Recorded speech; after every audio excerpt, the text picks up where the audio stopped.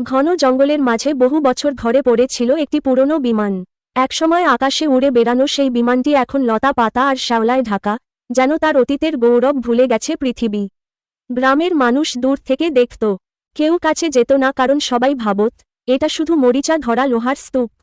একদিন কয়েকজন যুবক জঙ্গলে কাঠ কাটতে গিয়ে বিমানের ভেতরে ঢুকে পড়ল। ভেতরে দাঁড়িয়ে তাদের মনে অদ্ভুত এক অনুভূতি হলো। একজন বলল, দেখো, এটা তো একসময় মানুষকে আকাশে নিয়ে যেত। যদি এটাকে মানুষের ইবাদতের জায়গা বানানো যেত। কথাটা সবার হৃদয়ে নাড়া দিল। তারা গ্রামে ফিরে বিষয়টা জানালো। গ্রামের বয়োজ্যেষ্ঠ একজন বললেন, যে জিনিস মানুষকে আকাশের কাছে নিয়ে যেত, সেটা যদি আল্লাহর ইবাদতের ঘর হয়, তার চেয়ে সুন্দর আর কি হতে পারে। তারপর শুরু হলো কাজ।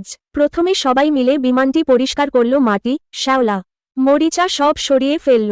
কেউ রং আনল, কেউ কাঠ, কেউ শ্রম দিল। ধীরে ধীরে বিমানের ভেতরটা বদলে যেতে লাগল।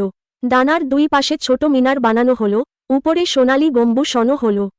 বিমানের সামনের অংশে তৈরি হলে, যেখানে ইমাম দাঁড়িয়ে নামাজ পড়া। দিনের পর দিন পরিশ্রমের পর একদিন সেই পরিত্যক্ত বিমানটি রূপ নিল এক অপূর্ব মসজিদে। জঙ্গলের মাঝে যেন নূরের আলো জ্বলে উঠল। উদ্বোধনের দিন গ্রামের মানুষ কেঁদে ফেলল আনন্দে। আজান ধ্বনি যখন প্রথমবার সেই মসজিদ থেকে ভেসে এলো, মনে হলো পুরো জঙ্গল যেন সেজদায় নত হয়েছে।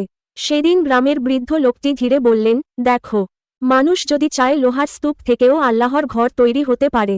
কারণ আসল জিনিস হলো নিয়ত। সেই মসজিদের নাম রাখা হলো মসজিদুল উড়ান, যেখানে মানুষ আর আকাশের দূরত্ব মুছে যায়। ভালো নিয়ত আর একতা থাকলে অসম্ভবকেও সম্ভব করা যায়।